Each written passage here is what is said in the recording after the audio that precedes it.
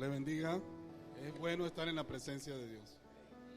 No hay nada más maravilloso en todo el universo, iba a decir la tierra, no, el universo, que estar en su presencia. Y tenemos ese privilegio, lo que hemos creído, lo que hemos buscado el rostro del Señor, porque Él nos ha llamado de estar congregados en su nombre. Y Él se alegra de que sus hijos se reúnan para alabarle, para bendecirle, para ser edificados con su palabra y para tener comunión unos con otros. Así que al terminar el servicio, cuando usted hable con su hermano y le pregunte cómo le va, qué ha pasado, esa es parte de nuestro servicio. Termina oficialmente aquí, pero continúa más allá, porque esa es la idea, estar pendientes los unos de los otros. El mensaje lo he titulado La fidelidad de Dios y la debilidad humana. Es un contraste ver lo que Dios es y lo que somos nosotros. Y vamos a enumerar 4 debilidades hoy, 4 debilidades humanas y cómo Dios las aborda, cómo Dios nos da la luz de lo que debe ser y las herramientas. Así que si alguna de ellas usted se siente identificado, ya va a saber qué hacer. Vamos a ubicarnos en la palabra de Dios, en la segunda carta del apóstol Pablo a Timoteo, en el capítulo 2. Vamos a leer los versículos del 11 al 13. Palabra fiel es esta: si somos muertos con Él, también viviremos con Él. Si sufrimos, ¿qué dice aquí? También reinaremos con Él.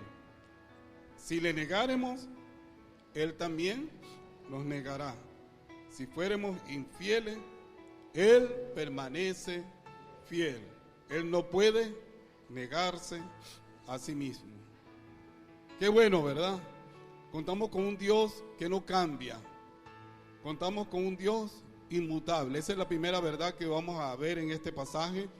Es que tenemos un Dios que no cambia, que es el mismo. Dice el Salmo, tus años no acabarán, pero tú, oh Dios, eres el mismo. Todo pasa, pero tú eres el mismo, tus años no acabarán. Nosotros no vamos a envejecer, el mundo y la creación se está destruyendo, se va deshaciendo, pero Dios permanece para siempre. Dios no cambia, es el mismo. Nosotros sí, ¿verdad? A veces tenemos un amigo o una amiga y si nos falla, bueno, le aplicamos la ley del hielo. Y cuando dice, ¿qué te pasa? Las cosas cambian. Si uno va cambiando de acuerdo a los hechos. Dice, ya no creo más en la amistad. Aquí no hay amigos. ¿Cuántos han dicho eso? Entonces nosotros tendemos a ser cambiantes. O de repente cambia nuestro estatus. Cuando éramos pobres, teníamos amigos y amiguitas por todos lados y salíamos y no nos importaba. Pero cuando ya me sale un trabajo bueno y empiezo a ganar mucho dinero y empiezo a tener cierto estatus, ya miro a la gente por arriba. Si te he visto no te conozco. Cambiamos, somos así, pero Dios no cambia. Debemos confiar en Él. Cuando Lázaro estaba enfermo, le fueron a avisar a Jesús. ¿Y qué fue lo que le dijeron? Señor, Lázaro, tu amigo, a quien tú amas, está enfermo. ¿Y qué hizo Jesús? ¿Salió corriendo a visitarlo? No, se fue a otra ciudad. Yo creo que los discípulos estaban rascando la cabeza. ¿Y qué pasa aquí? ¿Qué le pasa al maestro? ¿Ah? Y no lo fue a visitar. Algunos dejan la fe porque no lo visitan. No estoy diciendo que esté bien no visitarlo, pero que está mal que tú dejes la fe de Dios por esa razón. Que empieces a renegar porque no te buscan, que no están pendientes de ti, y entonces eso no sirve, ayer no hay amor. Bueno, tienes razón, no hay amor empezando por ti. Nosotros somos así. Entonces se ayuda por aquí, se ayuda por allá, se le da a lo otro, y un día porque no se le dio algo, comienza a renegar. ¿Qué te pasa? No que era la iglesia la mejor del mundo, era el amor. ¿Y ahora qué pasó con la iglesia que tanto amas? Cambiaste. Dios no cambia. Él es el mismo, de ayer, de hoy y de siempre. Damos gloria a Dios por eso, ¿verdad? Sí, vamos a aplaudir al Señor, porque esa fidelidad nos mantiene salvos, esa fidelidad nos mantiene vivos y firmes. No eres tú que estás firme, es Dios en ti que te ha mantenido, te ha sostenido, no lo ves. Ahora bien, vamos a ver la primera debilidad humana. ¿Cuál será? El texto lo dice. La primera debilidad humana es el sufrimiento. ¿A cuánto le gustan sufrir? A nadie le gusta sufrir. Nos gusta estar bien. Tenemos un dolor, diclofenac. Y si mucho dolor, me tomo 3 y entonces me pongo peor. Tenemos miedo al sufrimiento. Y una de las debilidades humanas que pueden ser un tropiezo en tu vida cristiana es tu miedo a sufrir. Pero el amor va unido al sufrimiento. ¿Cuántos se han enamorado? ¿No levantan la mano? Está bien, eso es personal. Pero va que ese amor va junto con el sufrimiento. Cuando vemos que la persona ya no nos quiere, cuando vemos que la podemos perder o lo podemos perder, entonces ese dolor que da el amor de enamorado es profundo, pero va junto. Por eso es que algún poeta dice que las rosas tienen espinas. No nos gusta sufrir. Pero ¿qué dice el Señor acerca del sufrimiento?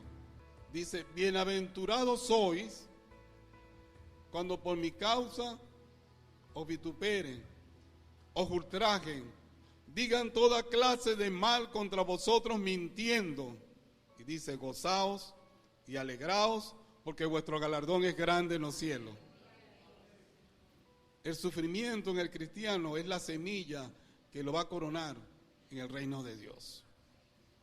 Una vez en el capítulo 14 del libro de los Hechos, versículo 22, Pablo le dijo a los hermanos, os es necesario que a través de muchas tribulaciones entremos en el reino de Dios. Si sufrimos por Cristo, reinaremos con Él. ¿Qué le parece? Tienes corona en el cielo. Dice Pedro que si alguno padece haciendo lo bueno, bienaventurado soy, felices soy. Ahora te están juzgando y criticando por cosas malas que haces, arrepiéntete. No le des gloria a Dios. La mejor gloria que le puede dar a Dios es arrepentirte de lo malo que estás haciendo. Que nosotros somos tan incoherentes que a veces estamos sufriendo las consecuencias de nuestros errores y estamos sufriendo por nuestra mala conducta, por nuestra falta de buena cabeza, y entonces te digo, Dios, ¿qué pasa? Señor, ¿dónde estás tú? Viéndote y diciendo, ¿hasta cuándo mi hija y mi hija no va a aprender? Estás sufriendo las consecuencias de tus errores. Ofendiste, despreciaste, fuiste egoísta, hiciste tantas cosas malas, no tomaste en cuenta. Entonces estás recibiendo el pago de lo que haces. Cuando Jesús entendió que debía subir de este mundo al Padre, dice que afirmó su rostro para ir a Jerusalén. Quería ir al Padre Jesús, tuvo que pasar por la cruz. ¿Quieres entrar en la gloria? Debes pasar sufrimiento por Él. A Jesús lo maldecían y no respondía con maldición. A Jesús lo amenazaban, lo vituperaban y Él no respondía. Dice que fue como cordero llevado al matadero. Así que el primer elemento de nuestra debilidad es nuestro miedo a sufrir, que se corrige entendiendo que cada sufrimiento en nuestra vida cristiana, cuando lo hacemos haciendo la voluntad de Dios, son coronas que Dios nos va aguardando, porque vamos a reinar junto con Él. Así que no te desanimes si estás sufriendo, no empieces a pensar que qué es lo que pasa aquí. Estoy diciéndote en el Señor que estás en la gloria de Dios, estás en el camino del Señor. Además, si todo te va bien y no sufres, ve lo que está pasando, porque el camino del Señor es difícil y va lleno con sufrimiento, con dificultades. Eso es así. ¿Cuál es la segunda debilidad? La muerte es otra debilidad, ¿cierto? ¿Cuántos tienen miedo a la muerte? Yo levanto la mano. No voy a darme súper cristianos aquí. Es normal sentir miedo a la muerte, sentir el miedo de que las personas que amamos mueran. Eso es normal. Una de las cosas que yo sufría más antes de ser creyente era eso, que alguna persona cercana a mí, de mi familia o amistades, se muriera. Yo no podía pensar en la muerte de mi mamá y de mi papá sin que eso me destruyera la vida. Y yo vivía en ese sufrimiento. Yo pensaba, mejor que me muera yo primero y así no veo la muerte de ninguno. Tener miedo a la muerte es una debilidad natural. Podemos decir, sí, yo voy a morir por Cristo, pero si vienen unos tipos con ametralladora y los cristianos que se pongan aquí enfrente, que los vamos a matar, vamos a ver cuántos de nosotros, y me incluyo, vamos a pasar adelante para que nos ametrallen. Dicen una anécdota, ¿verdad? No sé si es cierta, que pasó una vez, no sé. Le voy a contar el cuento como me lo contaron, como dice la gente. Entraron unos guerrilleros en la época del comunismo. Dicen por ahí que fue en Colombia, por aquí cerca me lo están diciendo. Y ellos dijeron, vamos a probar si esos cristianos son realmente creyentes. Y se metieron con las ametralladoras, con los FARC, y dijeron, ¿cuántos son los cristianos aquí? El que sea cristiano que se ponga aquí en este paredón. Pasó 1, 2, 3 nada más. No voy a decir que fue el pastor, ni que no, porque no recuerdo los detalles de la historia, pero sí, pasaron varios. Poquitos. Y los que no son se me van. La mayoría se fue. Y ellos dijeron, bueno, aquí estamos y nos van a matar. Los felicitamos. Ustedes sí son cristianos de verdad. Los demás son una pila de farsos. Ahora, aquí entre nos, no es fácil. No es fácil. La muerte es algo que nosotros vemos, y lo es, por cierto, como un enemigo. Le tenemos miedo a la muerte. Por eso gastamos miles en médicos cuando estamos enfermos. No nos importa. Por eso nos esforzamos por llevar una vida de salud, porque no queremos morir, queremos vivir. Ahora, ¿qué nos enseña el Evangelio con la muerte? Tenemos que cambiar el concepto de sufrimiento y cambiar el concepto de la muerte. La muerte dice que si somos muertos, viviremos con Él. La muerte, de manera irónica o contraparadójica, trae la vida. ¿Qué le parece? ¿Cómo Cristo nos dio vida? ¿Cómo Cristo nos salvó? ¿A través de qué? A través de su muerte. Él murió en la cruz para darnos vida. Y si fuera levantado, a todos atraeré a mí mismo, dice Jesús. Él con la muerte nos dio vida. Si nos dio vida con su muerte, ¿qué no nos dará ahora con su resurrección? ¿Qué no nos va a dar ahora sabiendo que está a la diestra del Padre y que habita en nuestros corazones? Si la muerte de Cristo, que fue un acto de debilidad, morir, esa debilidad nos dio el poder de salvar no solamente a uno, a toda la humanidad en todos los tiempos. Así es nuestro gran Dios. Debemos aprender a morir. ¿Qué nos enseña la palabra? Primero debemos morir con Cristo. Si quieres tener bendiciones cristianas y ser de bendición, crucifica tu yo. Ese yo está vivito ahí, no estás bien, no vas a ser de bendición a nadie. A veces pensamos en mí. De segundo pienso en mí. De tercero pienso. Y de cuarto, si acaso, en los demás, si acaso.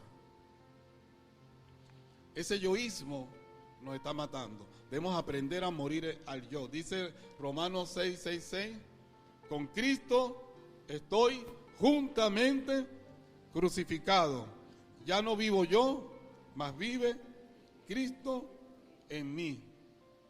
Tenemos nuestra vida asegurada con Él. Si habéis muerto, ¿qué dice la palabra? Viviremos. Tercero, ahora viene la más fuerte. Si le negáremos, ¿qué dice allí? Él también nos negará. Vamos a leer Mateo 10:33. Y a cualquiera que me niegue delante de los hombres, yo también le negaré delante de mi Padre que está en los cielos. Pero si confesamos, dice antes, Él nos confesará. ¿Qué es negar a Cristo? Es rechazar. Al no confesarlo, lo estamos rechazando. Ahora, yo no sé si usted ha leído unos pasajes en hebreo. Ayer hablando con el hermano Premio, citábamos esos versículos y me gustaría compartirlos hoy con ustedes también. ¿Significa negarlo que cometamos una falla y pecamos y caemos? Exactamente. Pues no. Es algo más profundo, es dejar la fe y renegarla. Podemos dejar la fe porque de repente pecamos, nos sentimos mal y yo dejé la fe y me siento descarriado y frío.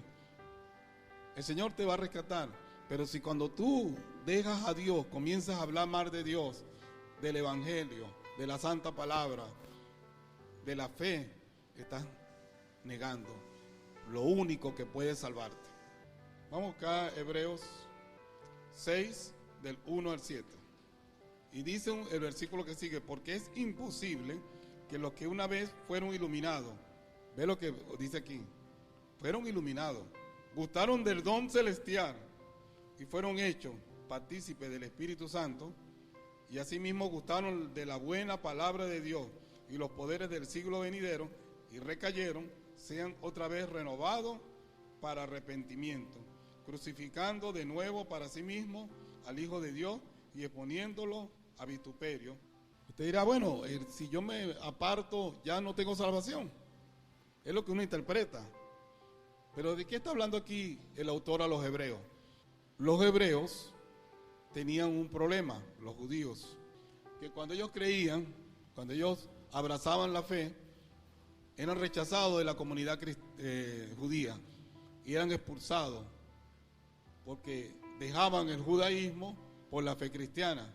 Los expulsaban de la sinagoga, los padres los expulsaban del hogar, le quitaban la herencia, los bloqueaban socialmente.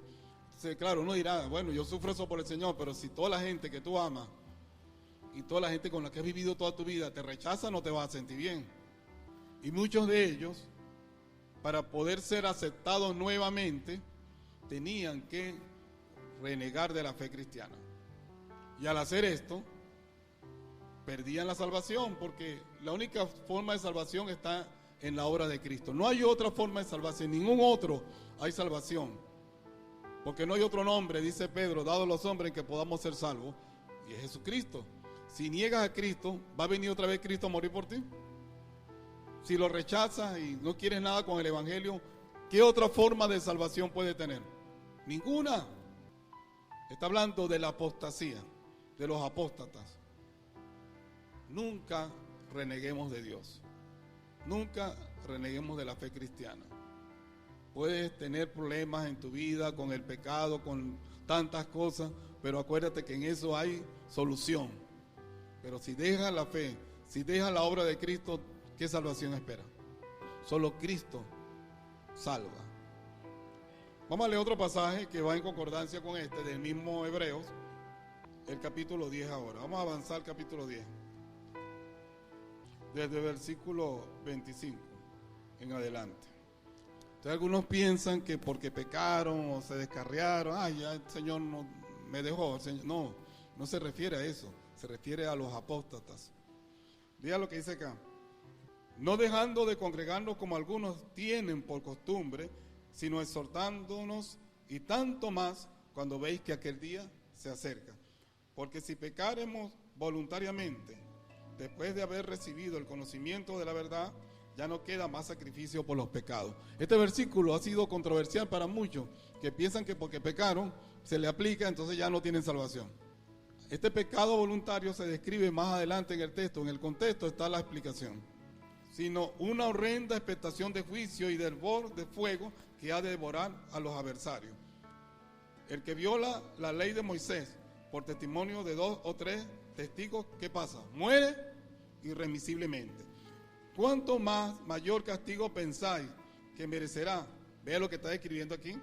El que pisoteare al Hijo de Dios y tuviere por inmunda la sangre del pacto, en la cual fue santificado, hiciera frente al Espíritu de gracia, pues conocemos al que dijo, mía es la venganza, yo daré el pago, dice el Señor.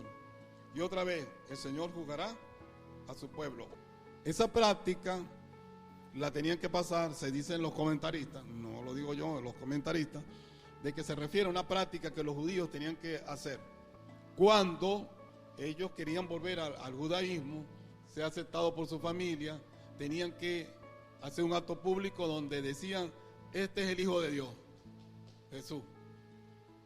Y la sangre del pacto es inmunda. Y el Espíritu Santo es un demonio. Decían cosas así. Me arrepiento de haber creído en esa farsa del cristianismo.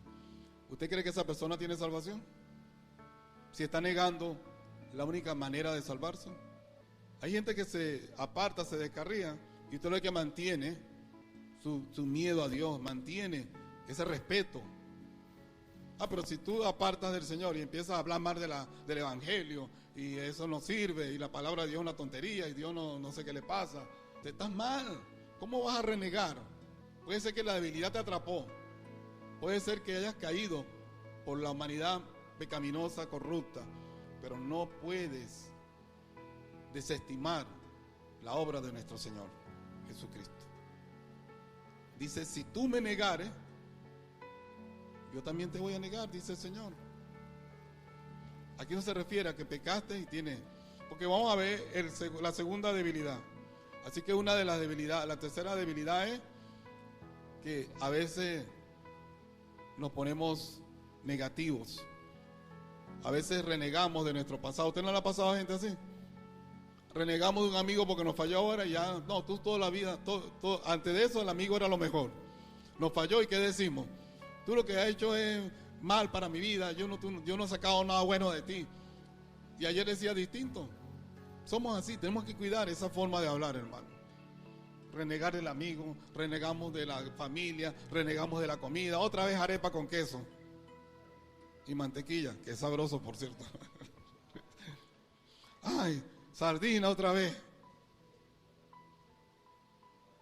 Cómetela con gusto. Cómetela, que es lo que Dios te está dando, y eso es bendiciones.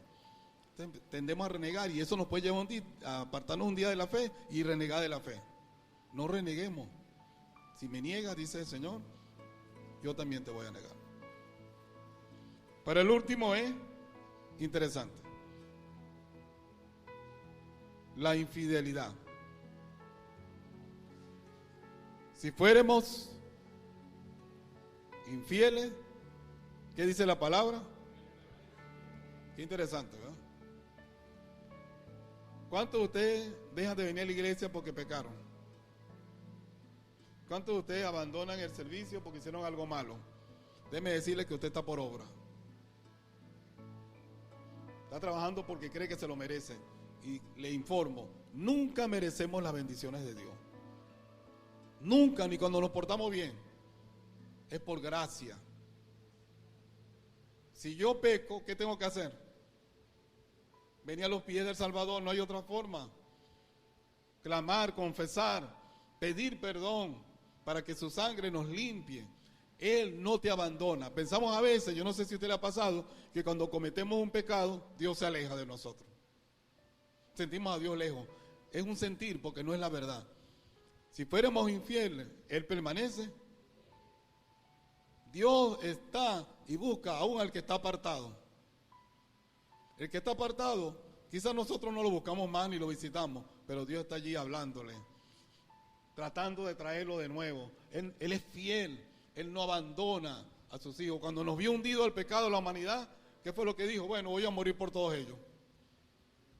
Porque cuando nos vino a visitar el Señor, no estábamos lindos y bellos, estábamos terriblemente malos, aborrecibles, aborreciéndonos en maldades, en intrigas, pero se manifestó la bondad de nuestro Dios y su amor para con nosotros y nos salvó, no por obra de justicia que nosotros hubiésemos hecho, sino por su misericordia, porque nos lavó con sangre, a precio de sangre lavó nuestras vidas cuando éramos malos. Él permanece fiel.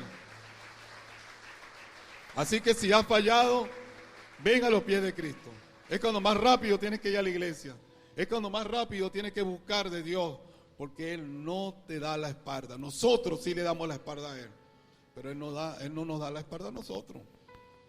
Él dijo, yo estoy con vosotros todos los días y hasta el fin del mundo. Alabado sea Dios. Romanos 8, 31, 34. Esa es mi última cita.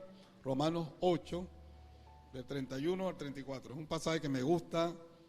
De hecho, hice una canción en estos días donde cito uno de esos versículos porque me parece maravilloso. ¿Qué pues diremos a esto? Si Dios es por nosotros, ¿qué dice aquí? ¿Quién contra nosotros? ¿Quién? ¿Tú y cuántos más? Le digo yo. El que no escatimó ni a su propio Hijo, sino que lo entregó por todos nosotros, ¿cómo no nos dará también con Él todas las cosas? Y estamos pensando que Dios como que no está conmigo, ¿qué pasa con Dios? ¿Quién acusará a los escogidos de Dios? Dios es el que justifica. ¿Qué te parece? ¿Quién es el que condenará? Cristo, que podía condenarme. Cristo fue más bien, murió. Más aún, el que también resucitó, el que además está a la diestra de Dios, el que también intercede por nosotros. Qué interesante, ¿verdad? Tenemos un Dios que está a favor nuestro y ya tenemos la victoria ganada. Porque si Él es conmigo, ¿quién contra mí? El Salmo 27, como dice, Jehová es mi luz y mi salvación. ¿Qué dice cuál es la pregunta? Jehová es la fortaleza de mi vida. ¿De quién he de atemorizarme? Aunque vengan ejércitos, aunque me sitien, aunque me rodeen, yo estaré confiado. Aunque fallásemos, Él está allí a nuestro lado para levantarnos, sacarnos del lodo cenagoso, traernos a su redil, limpiarnos. Hermanos, si alguno entre vosotros hubiese pecado, abogado tenemos para con el Padre, a Jesucristo el justo. Él es la propiciación por nuestros pecados. Él permanece, aunque fuésemos infieles, Él permanece fiel. Él no puede negarse a sí mismo. Dios le bendiga.